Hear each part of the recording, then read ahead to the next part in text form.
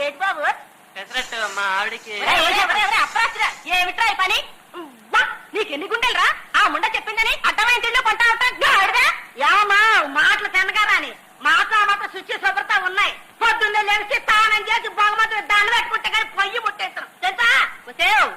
ఎన్ని స్నానాలు చేస్తే మాత్రం నువ్వు నేను ఒకటవుతా ఉంటే అమ్మా నా తల్లి ఈ జన్మకి నీ రాత నాకు వద్దమ్మా. 10 కాలాలకి నన్ను ఇలా పసుపు కట్టవన్నీ. ఏం కూర్చో నువ్వు